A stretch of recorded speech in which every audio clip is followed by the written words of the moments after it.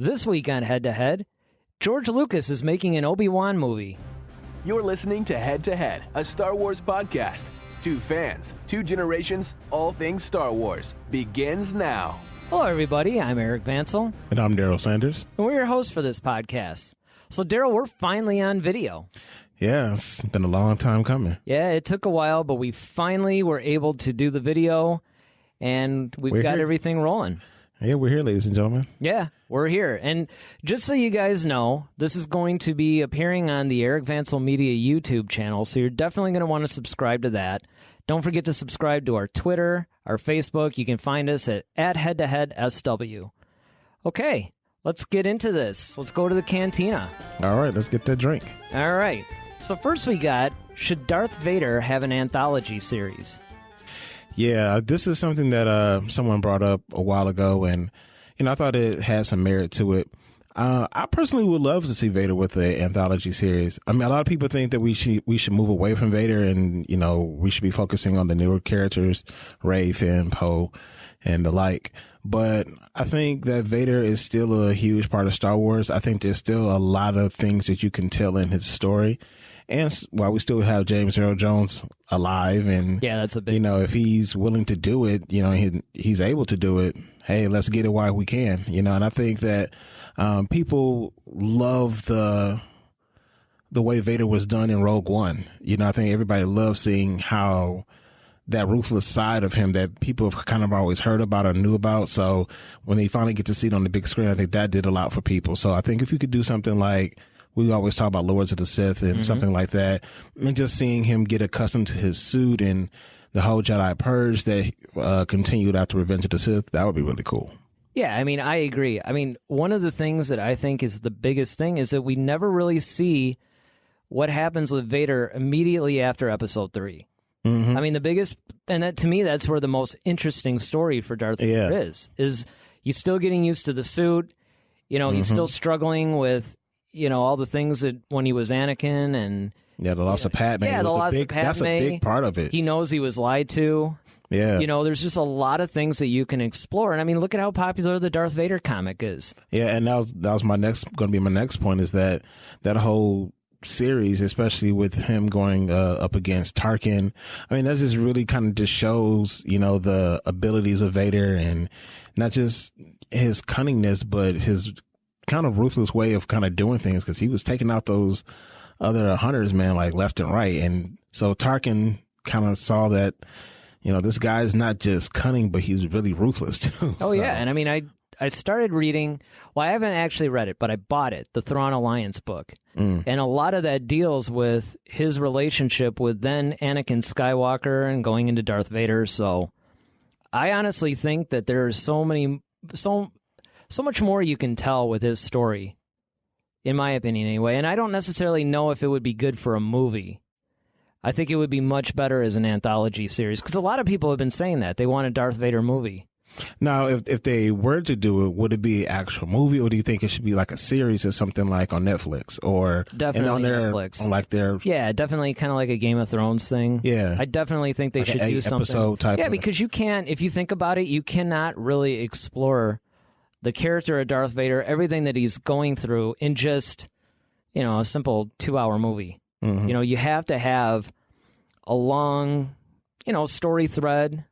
Yeah. I mean, because look at the comics. The comics are a perfect example. You and I have both read a number of them. Mm-hmm. At the time that we're recording this, I believe number 24 is out. I haven't read it yet. Yeah. But it looks really good. And they're actually coming out with a new series. For Vader? Yeah. They got, what is it? He's like, they actually show him like on a horse. Seriously, with a medieval shield and jousting sword and all that. Yeah, it's really weird. It's almost like this. I'm not really sure what the deal is with that. Yeah, you almost have to just read it just to figure out, like, I got to read this. Just, like, why is Vader on a horse? Yeah. I mean, it's really weird. It's being put out. Oh, man, you know what? I don't think they had a release date on it. I don't even remember the title offhand, but it looks really intriguing. Because I think that they're going to wrap up this current series with issue 25, which means the next issue would be the next one. So, I mean, it just goes to show you, though. Because this is the second, because remember, don't forget they also had the 2015 one, Mm-hmm. So this is like the second Darth Vader series, and it's good. Yeah. Now, if they did an anthology series, Palpatine would have to be in it, of course. Yeah. So, do you think Ian McDiarmid would still do it? Do you think he would probably be up for it? Yeah. He has said in the past that he would love to reprise his role as Palpatine. Now, if they wanted to go a young Palpatine route, I would suggest Tom Hiddleston. Well, yeah. I mean, yeah, he's perfect. But I think, but I mean, if we're dealing with that time period, post episode 3. Yeah, exactly. That's right there. Yeah, and the beautiful thing is that with his face, yeah, right. They got the makeup. They don't have to worry about anything. So, yeah, they could definitely do it. I mean, I would just hope, though, that if they did it, and again, they're not talking about actually doing it, at least that we know of, but if they were to do it, I would hope that they would really explore him more as a character, more as a person, than just, okay, he's going off and killing a bunch of Jedi. Yeah, I think that's where the drama comes in, especially the tension between he and Palpatine will really factor in. Oh yeah, the training and all that. Yeah, the training, and then of course him being angry at him, but then at the same time that's his master now, and then how Palpatine, would cause a suit to inflict pain upon. I mean, it's just there's so much. There's a lot that goes, and of course he's still dealing with the loss, not only just Padme, but he knew she was pregnant, but he just didn't know it was twins. So. I think that's another thing, too. Yeah, I often wonder. Because he thought that the baby was lost, too. And he took it well. Yeah, we see. He was very calm about it, if you remember. And Richard, so you have a sister. It's like, yeah. He wasn't. I mean, if it were me, I would have turned around to Palpatine going, really? Well, I don't think Palpatine knew. No, I don't think so either. But again, and I think that was showing the actual diminishing powers of the dark side. Yeah. But next we have, the Knights of Ren have a bigger role in Episode 9. Yeah, this is something that I read not too long ago, and they've actually kind of confirmed that the Knights of Ren are going to play a bigger role in this movie, which makes me extremely happy. Well, they should. Yeah, because they made a really big deal about them in 7, in The Force Awakens, and then all of a sudden it's like nothing, you don't hear anything about them. Yeah, and I think this is the perfect time to do it, especially because now with Kylo Ren being at the helm of the First Order, he's going to need people that he can kind of rely on.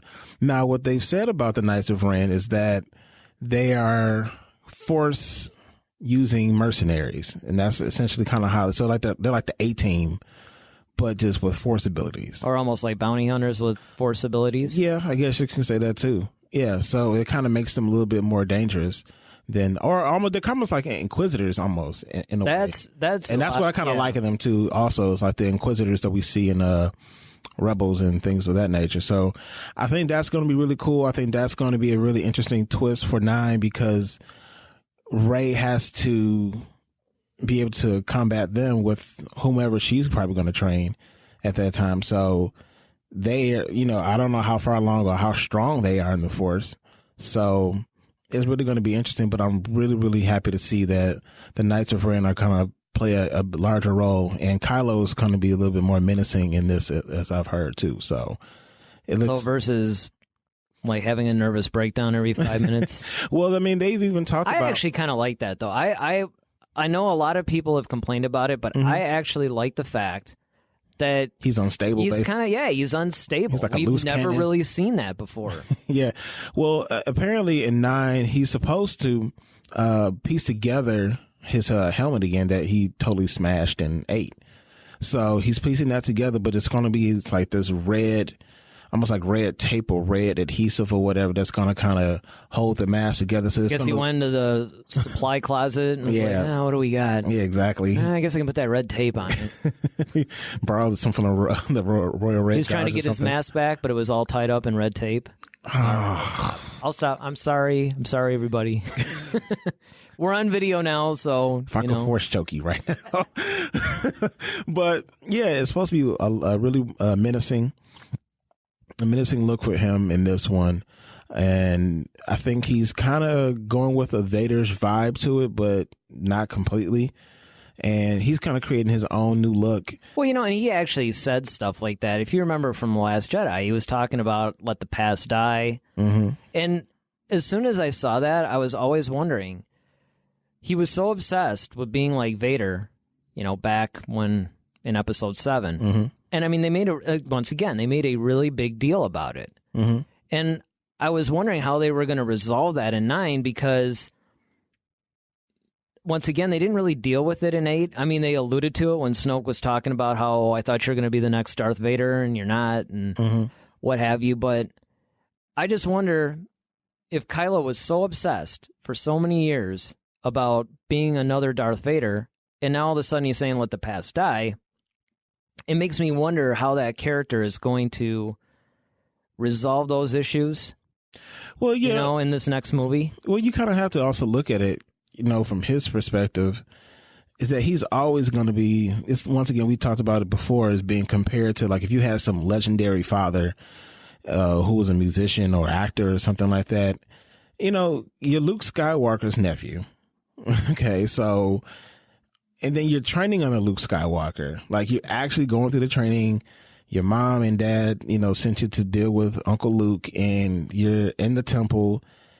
And it's like, oh man, he's gonna make me lift rocks again, and then you wake up in the middle of the night and your uncle's got a lightsaber over your head, and you're thinking he's about to kill you. Yeah, but if you remember though, that's because he was saying he saw in the Force that he was too dangerous. Now, what I wonder is at what point did Snoke start to get to Kylo? That's a very good question. Because it's sort of like, and that's probably what Snoke used. Honestly, was like, you have all this that you have to live up to. If you listen to me or whatever, you train under me, I can make you greater than all of them. And, probably fed him a bunch of lies. Well, yeah, true. I mean, and that's what I'm saying. I think it's, from Kylo's perspective, he was once trying to be like Luke, and he couldn't be like Luke. Mm-hmm. And then all this darkness kind of crept in on him. Snoke took advantage of that because, once again, I think it's the fear. Yeah. I think Kylo was so fearful that he could never live up to being Luke Skywalker. Well, I think that was, that's one of the characteristics of the dark side is fear, and I think that that's definitely one of his biggest things. Yeah. Whereas Anakin wanted the power. Yeah. Not so much selfishly at first, but he just wanted the power to be able to accomplish the things he needed to accomplish. Mm-hmm. And that's what Palpatine used, kind of like that carrot that he dangled in front of him. Yeah. Whereas with Kylo, I think, it was more about fear. Yeah, I think Kylo's definitely, and that's what makes people like that unstable, is because when you're backed into a corner, when you're afraid, you don't care what you do, and if anyone's really truly been afraid, like terrified, then it's kind of like you're kind of on edge all the time. And I think that's kind of where Kylo is that he's in this weird state because he's not Luke Skywalker. He's come to realize that. And then now some people you're not Darth Vader either. Not only did Snoke tell you, but then Rey pointed it out to you, like, you're afraid that you're not going to be as strong as Darth Vader. If you really think about it, he's had a little bit of a rough time in these last years. And honestly, I think that's why he said, you know what, fine. Yeah, screw it. Die. Yeah, exactly. Screw it. I'm done with trying to live up to all these people. I'm not going to do it anymore. It's just forget it. Mm-hmm. And I think that's what made Kylo so interesting, is that, he's got all this pressure on him to be something that other people want him to be, and no one's really asking, well, who do you want to be? Right. What if he just wanted to be a pilot like his dad or something, or a smuggler? It's just like... That's true. He was probably pushed into the whole Jedi thing from the time he was a kid. Yeah, what if he wanted to be a politician like his mom? I mean, she still used the Force in her own little ways. Just because I have the Force doesn't mean I have to be a Jedi, or doesn't mean. But if you think about it, though, but you would probably want to be a Jedi. Well, of course, I would. I would be a Jedi or a Sith. It wouldn't matter to me. But as long as I get to have a lightsaber and choke people, I'm fine. That's why this is called Head to Head, everybody. Yes. Well, there's another interesting character that we can talk about maybe returning for Episode 9 is Phasma. Yeah, I mean, people have talked about that as if she's going to make some. I don't know. I think she's done. Yeah, I mean, because I think if you bring her back, I think now you're doing like Jason Voorhees stuff. I mean, at this point, right? Like zombie Phasma or something. Yeah, I mean, because I think, but what I've heard is that she's going to play more of a bigger role in the Star Wars Resistance show. I think she's going to make her. Yeah, it's true, because she's been in that. Yeah, and have you seen very many of those episodes? No, I still haven't, man. I saw 2 or maybe 3 or 4. And I heard it's getting pretty good. It was actually pretty good. Even again, I was watching it early. I have them all on my DVR. I just haven't, I haven't got around to watching them. But yeah, you could tell that it is sort of angled for kids, but I mean, it's a totally enjoyable show, and it actually does further the canon along. So, and Phasma does play somewhat of a role in that. Yeah, I just think Phasma was lost after. She had an opportunity to really shine, no pun intended, because she's like all chrome, but she had a chance to really shine in 8. And once again, I think it was a misstep. I think they could have found a way to really use her, like maybe go after Finn and Rose, or something like that. I think that she should have found out, intercepted that transmission, and gone after them. Yeah, and I think that would have been a great story for her. But now at this point, trying to retcon her and bring her back in 9. After she kind of fell like thousands of feet. That was kind of a Han Solo type of a death right there. I don't think she's coming back from that. Yeah, I just don't. I don't think that she's coming back from that. I think it's a wrap for Phasma. But I mean, I do hope that we do get her in more canon material, like more comics. Yeah, or if they did something like kind of leading up to 7 or something like that, like the events of the First Order or the formation of the First Order. We saw something like that where they did a background on Snoke, Hux, and all those individuals. Then that would be cool, because then you can really show, okay, well, where did Phasma come from? And how did she rise to power? But yeah, for 9, I can do without her. I'm more interested in Knights of Ren, actually. So yeah, so am I, because I think that the Knights of Ren are going to turn out to be the new Praetorian Guards, basically. And it's like they're going to, I don't want to say the lead stormtrooper or whatever, but they're probably gonna have a bigger role than just, say, the Praetorian Guards or the Royal Guards. Yeah, I even heard the stormtroopers going to get some new looks too. I've heard that too. There's rumors about them. There's some different, I guess, changes to the stormtroopers looks too. So yeah, we'll have to look forward to that. Absolutely. All right, what do we got next? What's your favorite segment? Yes, we have Duel of the Fates. For Duel of the Fates, we have Boba Fett versus Cad Bane. Boba Fett. Unfortunately, we don't have a Cad Bane figure. Sorry, guys. Right. Look, the video thing is new. Right. We were used to the audio podcast, so we're going to warm up to it. You're going to see some more decorations around here. We just wanted to start. Yeah, we're just moving in. So. Yep, we're just moving in, so bear with us. But at least we got Boba Fett up there.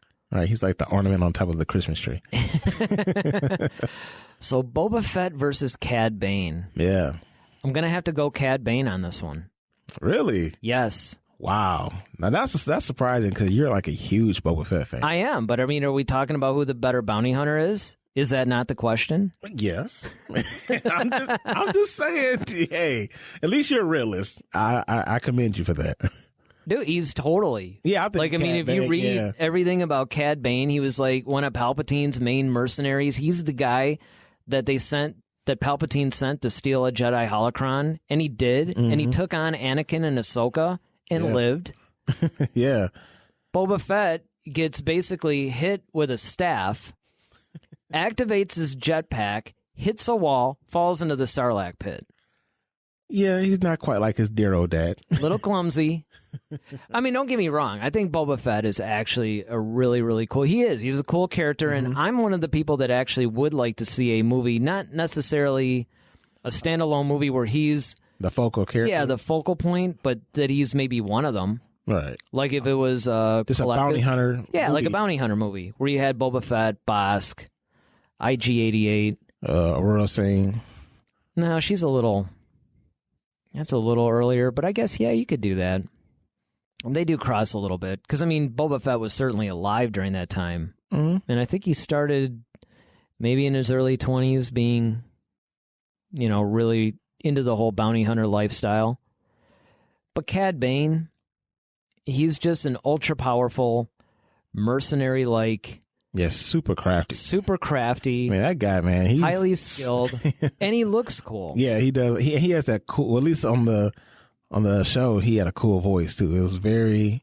Yeah, he has a cool voice. He had a cool look. I'll never forget the first time that I saw him on the Clone Wars. I was just like, man, who is this guy? Yeah, he's kind of had that Thrawn look, but it's like a Western version. And I'll of tell Thrawn. you, this just goes to show you something too. Every single time you don't think that Star Wars can come out with some new cool character that all the ones are taken, they come out with somebody like Cad Bane. Yeah. I mean, Cad Bane is just a really cool, and he's another one that I would not mind. Yeah. Again, maybe not a standalone where he was the only one. Oh, yeah, I would totally watch him on. Oh, yeah. Just like a bounty hunter movie with I'll tell you what, I'm hoping he pops up on The Mandalorian. Yes. Now, see, that, yes, I'm with you on that one. You know, and I think he could. Yeah, I mean, I think, I agree with you. Cad Bane, to me, is still the better bounty hunter. But I don't think once again, Boba Fett, I think his reputation kind of precedes him. We haven't really seen him do I will say he's gotten an unfair shake in the movies. I mean, after all, Vader sent him out on a lot of missions. Yeah, I mean, we've seen that Boba Fett could be really smart and crafty. Oh, yeah. Especially how he figured out where Han, and when they tried to float with the garbage and everything. And he was onto him. Yeah, he was onto him. You know, I think that he's even, doing some things in Empire. You know, he got into a little bit of a skirmish there, but nothing too heavy. But we haven't really seen him, really in action. And honestly, I don't think they've actually dealt with him too much in the new canon, but in Legends, he did have some really cool adventures. Actually, how he got out of the Sarlacc pit was pretty cool. Yeah. And I think if they, we probably could revisit this question if they actually did like a bounty hunter TV show, or maybe he pops up on The Mandalorian or something like that, and then we can kind of see. Well, yeah, he's another one where that would be a natural if he gets out of the Sarlacc, because The Mandalorian does take place after Return of the Jedi, so. Yep. So, yeah. So, Cad Bane wins this one. Yeah, Cad Bane is our winner. But what do you guys think? Do you guys think that we're crazy and Boba Fett is actually the better bounty hunter? You're crazy if you don't agree with this. Well, now you're going to sound like people in the comment section. Or do you actually agree with us and say Cad Bane is? Make sure that you leave your comment below. All right. Next we have one of our other favorite segments, our actual featured topic. Yes. Now, of course, most of the stuff we do on here ends up being a featured topic, but this is the one that is actually the title of the show. Yes. So, from a certain point of view, and from a certain point of view today, we're going to talk about George Lucas actually making an Obi-Wan movie. Now, here's the funny thing about this one. The news of this. Now, again, you broke this one to me. So. Yeah, I did. And the thing that's funny about it is I haven't heard anybody really talk about it. I know. But what ended up happening was, I think it was the Italian prime minister or something, was giving some sort of a speech. Yeah, the whole slip up where he kind of... Yeah, and he just started talking about how, George Lucas is over here and he's scouting out locations for his Obi-Wan movie. Yeah, in Ireland. I'm like... Yeah. Huh? And you're kind of going, okay. I mean, why would he wouldn't have any reason to lie or to make anything up. Yeah, this raises a lot of different questions for me. One on the business side, because Kathleen Kennedy basically kind of shut that down anyway.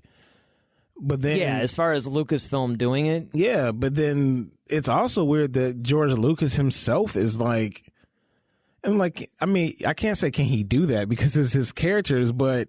Well, but you got a point, though. I mean, it's kind of like he sold it to, so then... He would, at the very least, I would think, have to have permission. Yeah, and then to go off and make this whole movie, about Obi-Wan, and then if that's the case, well, who's playing Obi-Wan? Is it Ewan McGregor? Oh, it would definitely be Ewan McGregor. And then at that point, it's kind of like, okay, well, what happened to the fact, and then the fact that no one's talking about it, that no one's from Disney has said anything. Yeah. Well, here's the thing, though. They haven't even denied it. And that's what makes me wonder. Yeah, that's a very good point. Because even though it wasn't confirmed. And not everybody was jumping on it. Enough people were. I mean, I read about it on Internet Movie Database. Mm-hmm. So IMDb.com had it. Yeah. So you would think, maybe this is their backdoor way of getting the movie made. Yeah. Because if you think about it, if they get George to do it, he could almost do it separate from Lucasfilm. He's a multi-billionaire. True. He could easily take $100 or $200 million and just make it. Yeah, it's just, well, one, I mean, we all know how George Lucas is with, I mean, we don't know if he's going to write it. Is he the director? Because we know he's not the best at, directing or writing dialogue. So it's kind of like, do we really want to see this movie now? Because it's been so long since he's kind of really done something. So you know what I would like to see a George Lucas Star Wars movie now. Because I think, look at the Red Tails. Mm-hmm. I thought that was a great movie. Awesome movie. And he did it. Yeah. No, I don't think did he direct that? I believe so. I think he directed and produced it. Well, I know he produced it. But either way, I know he wrote the story. He, he came up with it. Granted, it was based on a true story, but still, he was the one that basically made the movie, and it was fine.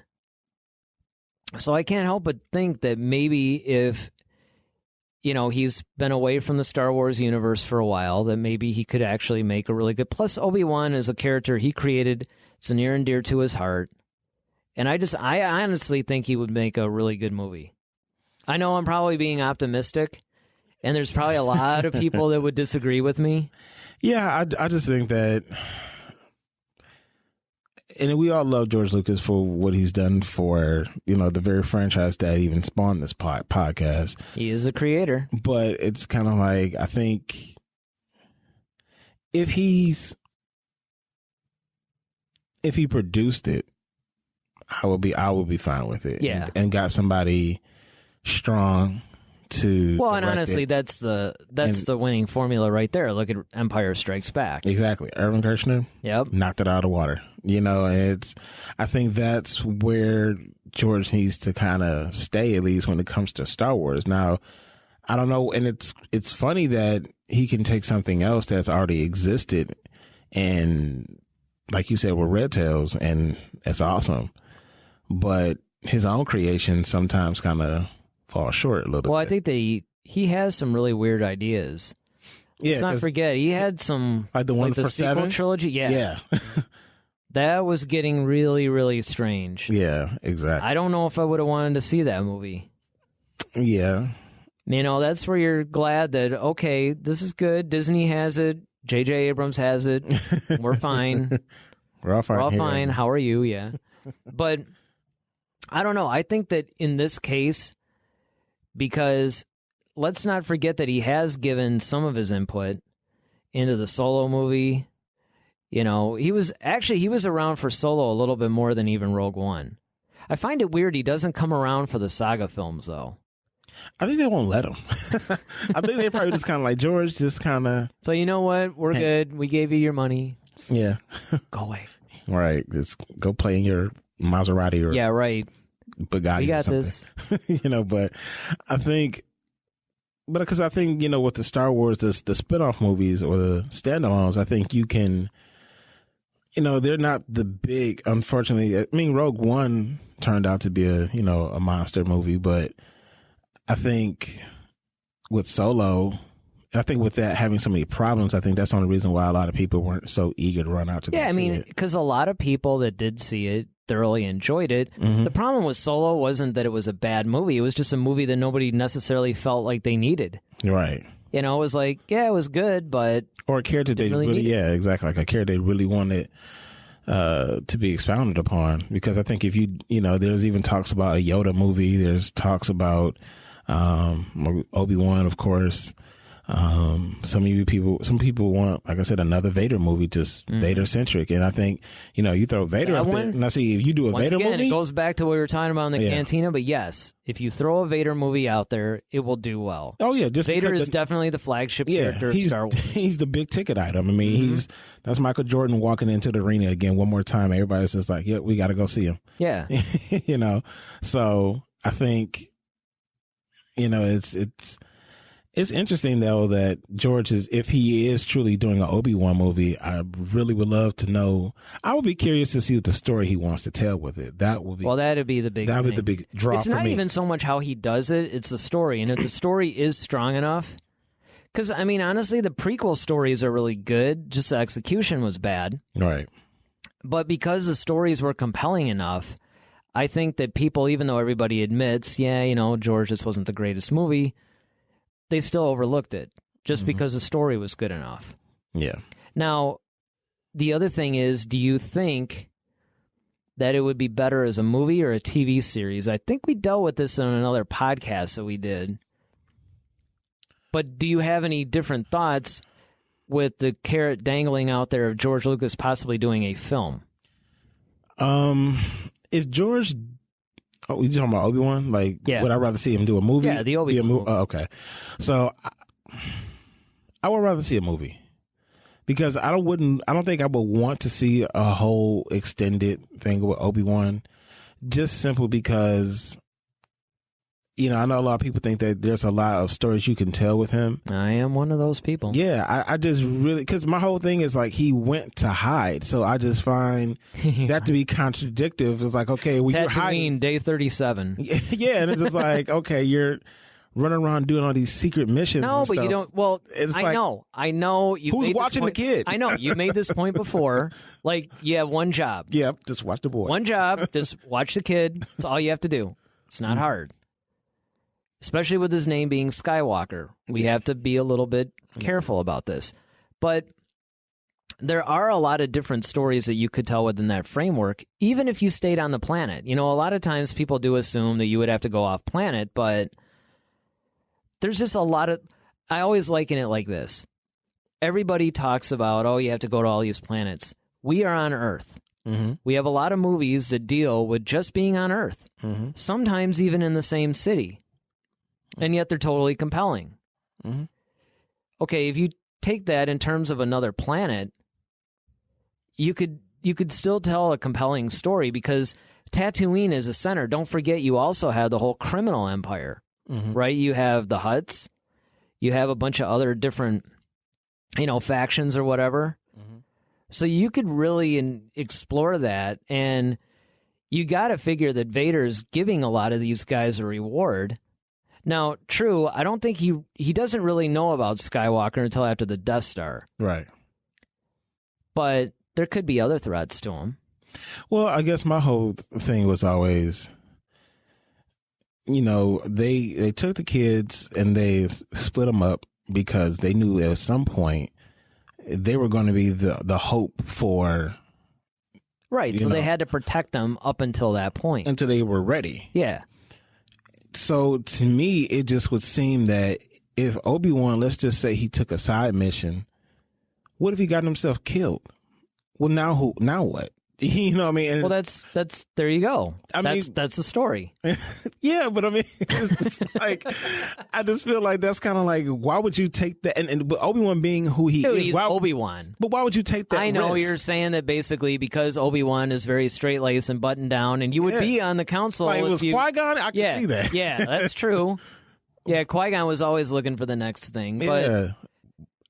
That's why I said I'm just saying what I know about Obi-Wan. What would happen though if what he had to do was, it wasn't like he was running off, putting himself in danger, but what if he had to because Luke was actually in danger? Now okay. That because then he would be fulfilling his mission. He's like, hey, listen. And he's like, yeah, some criminal is looking or runs into Luke and Luke gets in trouble.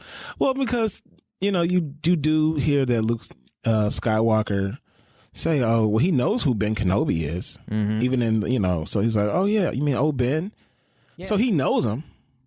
So he can't be in hiding that long. It's not. Well, I don't think he was. Yeah, he wasn't necessarily in hiding, and that's another thing. It's like, okay, your name is Obi-Wan Kenobi, and then you just change it to Ben Kenobi. Is Kenobi a really common name? It could be. I mean, it's a big galaxy, man. You would think that you're walking around with the name Kenobi, you might draw some attention from the Empire.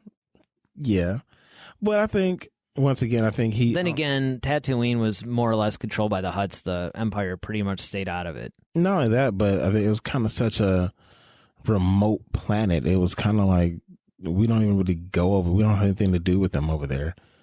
I think it was more so, and especially Vader really wanted no parts to go back over to Tatooine. So it's kind of like, all right. So, yeah, I mean, I could see that if it was a situation where Luke was threatened or in trouble and he had to ensure the fact that Luke stayed safe, then yeah. So you still need to even be convinced we even need a movie, period. It doesn't matter who's doing it. Yeah. I mean, because exactly. That's what I'm saying. Like, I wonder what story he would tell, because I'm just... Well, you also got to wonder what story Lucasfilm was planning on telling. Because don't forget, they had a director, they had a writer, they had everybody lined up. Then they pulled the plug, but... Yeah, that's my whole thing. They had it, so they were going to tell some story. Yeah, exactly. And because, for us, that's the big thing. It's like, all right, I don't mind... Like I said, the Solo movie, same thing. It's like, okay, well, what's the story going to be? Okay, we know, at least in the Solo story, you knew it had to have certain beats to it. Like, okay, he had to meet Chewie, he had to meet Lando, he had to make the Kessel Run. Those are things that people know about. Yeah, it's almost like, but that was a problem, is that... You kind of knew that already, but with the Obi-Wan movie, it's like, okay, well, we already kind of know him, so up until the point of... If you're going to tell a story in between 3 when he goes into hiding and 4 when he pops up again. Yeah, but see, that's what makes it exciting, though. Because think about, okay, you bring up a good point, right? With Solo, there's a checklist that you have to go through. Mm-hmm. Got to make the Kessel Run. Got to meet Chewie. Got to get the Falcon. Mm-hmm. Right? It's almost like it takes the mystery out of it. I mean... there are certain beats that you have to hit if you're going to make an origin story about this character. Mm-hmm. With Obi-Wan, it's wide open. Well, yeah, it is wide open, but once again, I always feel like the whole situation kind of traps him because, like I said, now you made a great point of if Luke was in danger, because that's his whole job. Think about this: how many times have you seen the movie plot where there's a kid of some rich family, and then some protector is brought in. Rush Hour. Right? Or, what's that Jason Statham series? Transporter? Yes. Yep. Or you could do even the whole Taken thing. Taken, right? Millions of movies have the same plot, where there is somebody who is assigned to protect this person, and then somehow they get in danger. They don't listen to the person protecting them. They get themselves in trouble, and now whoever this protector guy is has to go out and save them. Mm-hmm.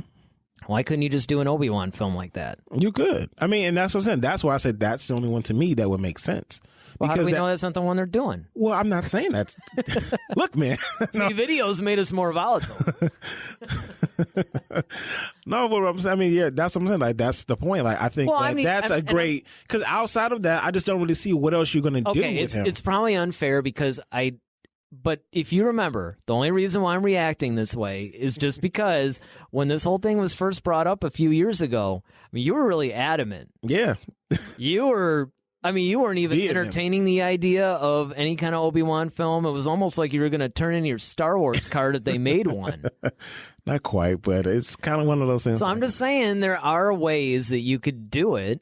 Yeah, and have it be good and have it make sense. Yeah, and if you did it in that fashion, I would be. I'll put it this way: I would be interested if they did it. If that's the story, I would really be interested. Now, unless they came up with a completely different story that was even more compelling than that had nothing to do with it. Well, they could. I mean... And if they did, then I'm like, okay, well, now, you know what? Shut me up. I'm fine. But I think that's...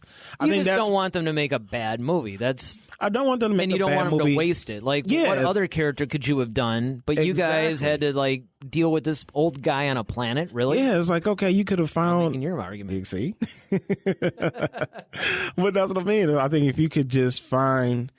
Because I think, it's kind of like when they redo movies that's, shouldn't be touched. It's kind of like, why are you doing this? Go find something. There's a bunch of other books out here, and there's a bunch of other scripts out here that will make excellent movies. Go do those. Don't touch something that's already kind of been solidified. The remake fever is just and stupid. I just had a conversation with some of my friends about The Last Dragon because they're bringing that up again. No way. Yeah, they're trying to Are they really? Yeah, because at first in 2010 they were thinking about doing it. Who's going to star in it? I'm like, I don't know. I mean, now granted, I'm against it. I get where they're trying to go with it. If they try to do a remake, they would want to do more of a hip hop version. Because even though Last Dragon was more of a disco, it's an 80s disco, 70s, 80s kind of thing, vibe to it. But I mean, if they would do a hip hop version of it, okay, I can see it. I can see some characters that they could put in certain sections,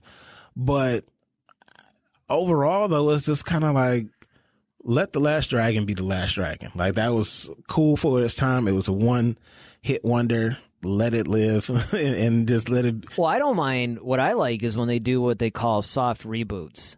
Mm-hmm. They're not really sequels, but they're kind of sequels. Like, they're kind of like in between a reboot and a sequel. Mm-hmm. I'm trying to think of something that just came out recently that was kind of a soft reboot. Oh, is this going to bother me now? Yeah, because we wouldn't call it couldn't be a reboot. I was going to say The Karate Kid, but that wouldn't be it. No, that was more of a hard reboot. Yeah. But Cobra Kai is kind of like that. That's a sequel, though. They're not really remaking anything. They're telling you what happened afterwards. Now, if you're talking about... No, because this actually happens even after the whole Karate Kid 2, 3, and the next Karate Kid. Mm-hmm. So it's still a sequel. It's still a sequel, but I guess, well...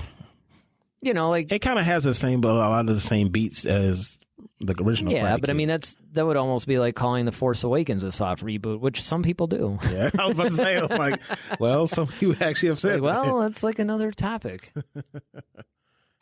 All right, well, it is time for one of my favorite segments. Yes. It's our question and answer period where we take questions from you guys. So be sure to submit your questions to us for this segment in the comments below, and anything else you guys might want to talk about.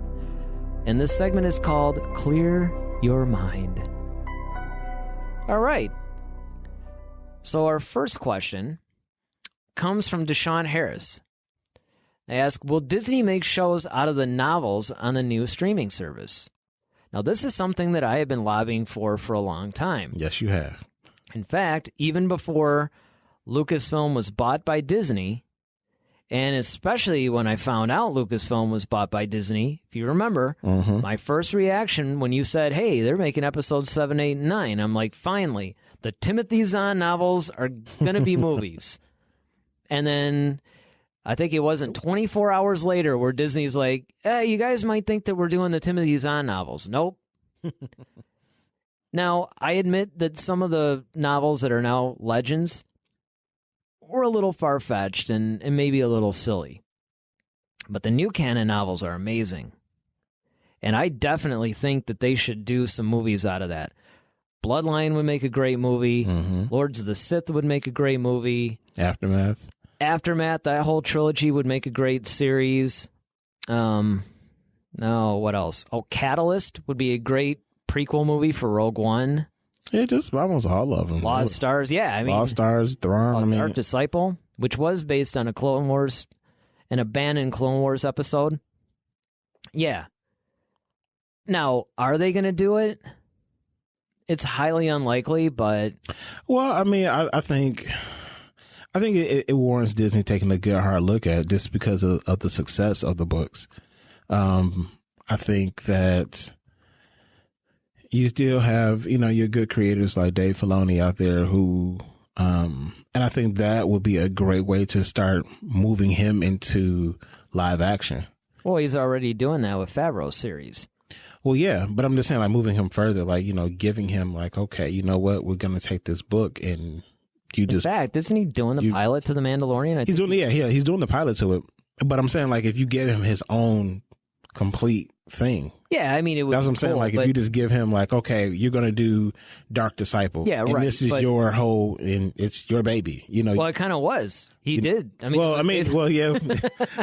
Yeah. I know it's nitpicky. But yeah, I mean. You know what I'm saying, man. But yeah, I think that would be. Well, because. Something that would be cool. And I think that's great to find new talent for the Star Wars, new directors, writers, things of that nature. So when you do want to go back and start doing the saga films again, because they're taking a break after 9. So now you get your feet wet with some of these things in the streaming service with the series, and then you can do a saga film. Here's the thing, and this is what's funny, is that when everybody talks about the streaming service, everybody assumes TV series. why couldn't they just do a movie, much like Netflix has movies, Amazon has movies? That's true. You could do a movie that's not necessarily released theatrically. Absolutely. So they could do that too. Now, granted, some of these novels will make a better series than yeah, movie. because a lot of times I'm noticing the trend now is like a 10-episode arc. Mm-hmm. And that's good, because that gives you enough time to tell the story thoroughly, but not overstay your welcome, so to speak. Mm-hmm. But the thing is, I just think the most that we can hope for is that they're going to take some characters out of those novels and put them in the series. You know, because what's the new one they're going to come out with? The Cassian Andor one? Oh, yeah. Yeah.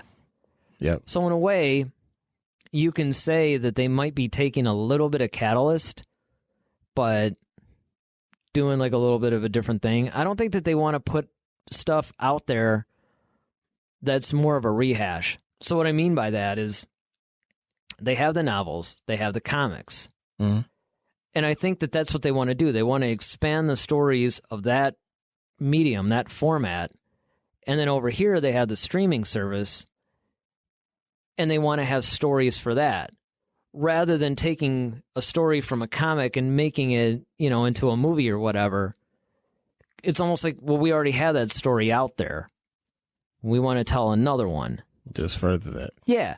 Because in other words, sometimes I almost wonder if the story group or the, you know, Kathleen Kennedy herself or whoever will get a story and they say, you know what, that makes a good comic. Let's release a comic series. Mm-hmm. Or you know what, let's save that one for a novel. You know, versus them just going, hey, now we can finally make movies out of our novels. Yeah, that's a good you know, that's a good point. All right. Well, our last question comes from Renard Simmons. You know, it's funny. When I first read that, I totally thought Richard Simmons. I was like, wow, Richard Simmons knows about our show? Might be kind of scary. I'm going to hold my comment. Be nice. We're on video now. And Renard's question is, do you think Lando will play a major role in Episode 9? Yes. Honestly, you know what I would love to see Lando do is be a mentor to Finn. That would actually be cool. I would love to see. Never even thought of that. I would love to see him, because if you kind of look at the characters, they're kind of parallel to each other in the sense of Finn, I can see that. Because Finn, you know, he never intended to be in the part of the Resistance, or, you know, and neither did Lando. Lando was often, you know, his little mining colony, minding his business. And then Han shows up, and then he gets sucked in because he realized, well, I can't go back here. The Empire knows, and they're, you know, trying to take control of this. Well, I think he was feeling a little bit bad about what he did to Han, too. I'm saying he felt guilty, too. It was like, well, okay, you know, but I know what you mean. He wasn't necessarily running like Finn is running, but both of them did become unwitting participants in the whole rebellion or resistance. Yeah. And how they dealt with that. Yeah. And I think, you know, with Lando being the smooth talker that he was, I think he can kind of coach Finn on how to add some of that into his repertoire and kind of become more like a leader in his own way without having to be necessarily the star, so to speak, like a Han or anything like that. But still, like, he and Poe, he would be almost like the Lando to Poe. You know, well, he could have definitely used a little bit of Lando's game when he was trying to hit on Rey. So getting friend zoned. Exactly. You know, I mean, it's. But yeah, no, you're right. I think that's just my thing. I think that Lando would see that, and it's like, okay, he kind of plays a mentor to Poe and. But in order for him to do that, though, how do you think? Like, what's your opinion on how you think they're even going to bring him into this? Honestly, I think. I have my theory.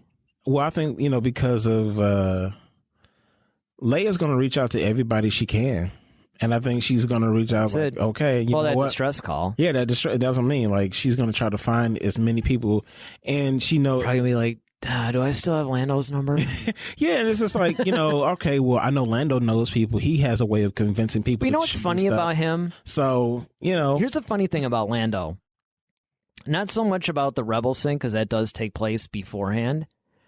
But I think the funny thing about the whole Lando thing is that here's a guy, okay, who's playing a prominent role in a lot of the novels that are following Return of the Jedi.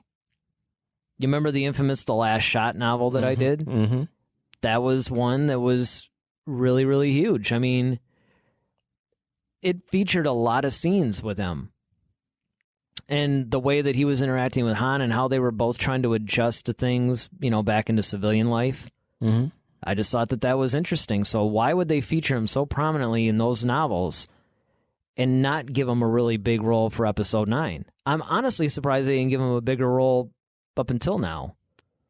Yeah. Well, I think just because once again, you had a lot of other ground to cover, but see, with the absence of Carrie Fisher, now that's a perfect slot to put him in.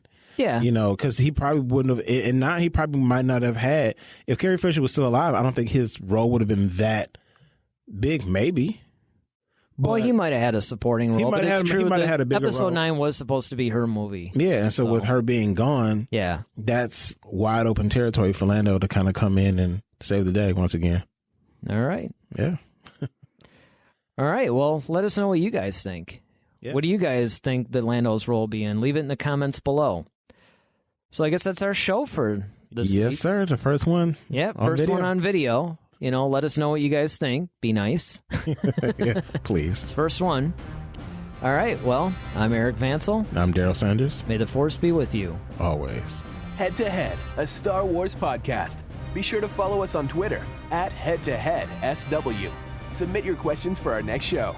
Visit our official website at headtoheadswpodcast.com. Until next time, may the Force be with you, always.